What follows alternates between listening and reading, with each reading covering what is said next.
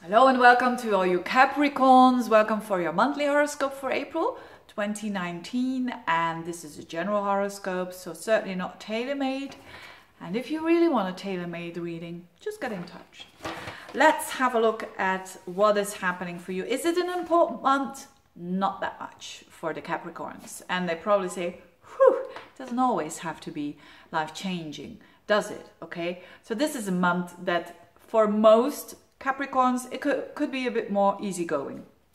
And why is that? Because not a lot of important areas of your life are activated. Yes, there's still, of course, Pluto in your sign, and that gives a so some of you will go through a huge transformation when it comes to you and your relationships. So your relationships is all about authenticity. I'm not going to talk a lot about relationships here, but your relationships is about authenticity. And secrets have to come up, and you want to see what is there and transform it if you want to. And but on another level, what is really going on with the energy? Now, first of all, Mars is going to be in your 6th house for the whole month in Gemini. So, and that is a really interesting energy for you, because Mars is all about action, and the 6th house is all about your day-to-day life, your routines, your work, your health. So having Mars here, and especially in the beginning of the month and a bit less to the end of the month, because at the end of the month there's a bit of a warning there that I'm going to give you.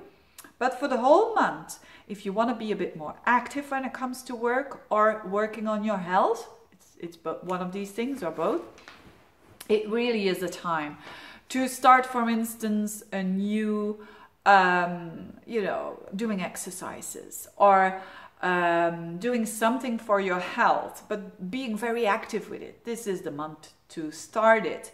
Or if you want to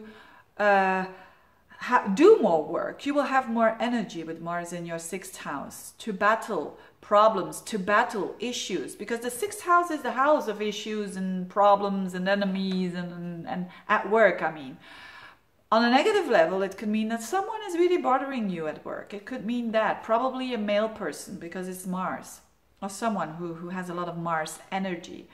If that is the case, be aware that certainly around the end of the month, there could be a bit of manipulation going on there.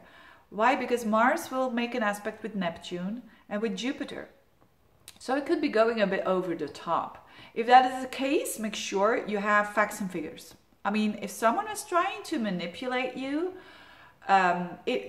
manipulation means that, and certainly with the Neptune here, you're not going to be able to put your finger very easily on it. So if that is the case, make sure that you make your file. You see, make the facts and the figures, maybe an email from here or there that you're collecting, and this is a proof, so that when Mars transits the 7th house, which would be next month, then you can deal with them, and then you can deal with them in a much more clearer way and straightforward, especially after the first week of May. If that is not the case, if you say, Veerle, I'm not working, and I don't know why I'm having this accent now, but if you're saying, Veerle, what the hell are you talking about? Then it could be not your work, but your day-to-day routines that demand of you a bit more oomph, a bit more energy. It's a good time to change your routines as well. If you're saying, that routine that I'm doing is not such a good one, it's actually very bad for me, you can have the energy now and the courage, Mars's courage, to attack it, to battle it. So it's very good to battle addictions, especially here. Again, if that is the case, if you're saying I'm having a little addiction there or a big one, start small, because again, that Mars will connect with Neptune, will connect with Jupiter. So don't expect too much is the message here.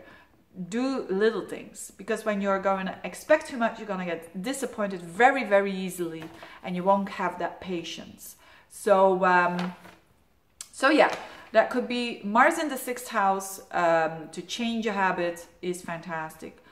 If you have a health issue going on, so if you're not having a health issue, just skip this information. That's why these monthlies are a bit, I'm not going to say dangerous, but That's why you have to be careful when you listen to these horoscopes, that you don't, you know, certainly when you're an empath, when you're taking everything in.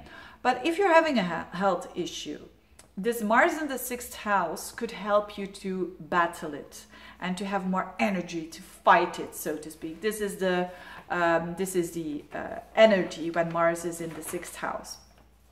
Other than that, there's still a lot of energy in your third house. So what I said in March, connected to your third house, is still going on.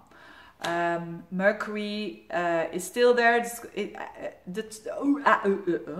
The second of the month, Mercury is going to touch for the third time Neptune, then Venus is going to touch Neptune, all in that third house around the 10th. So there's still a lot of Neptunian energy going on in your third house. What it means is the same as I said last month. Be aware of communication, that you could give the wrong communication, not intentionally of course, but or understand people the wrong way. They say something to you and you understand it differently.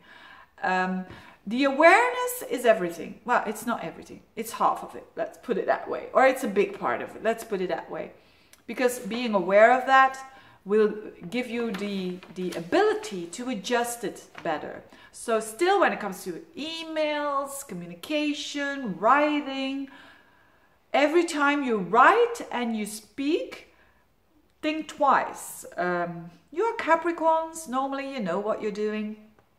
I say normally, I mean, that's a trait of the Capricorn, but do it now, you know, a bit extra there.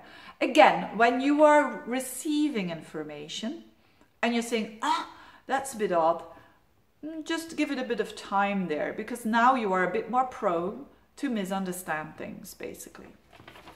Okay, now Venus with Neptune there around the 10th of the month could give you very dreamy kind of energy. You could think, which is the third house, about love, about romantic love, about ideal love. Nothing wrong with that. You can think of that as long as you stay with the feet on the ground, and as long as you don't expect too much from other people, then you will be fine. So all in all, quite an interesting month.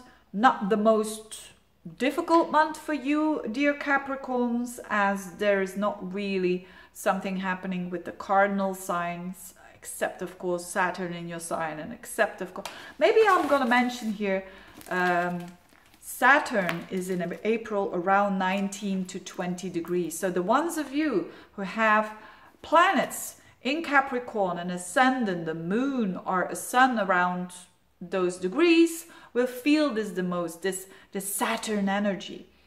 And you are aware of Saturn energy because that's your ruler anyways. So good time to make things real.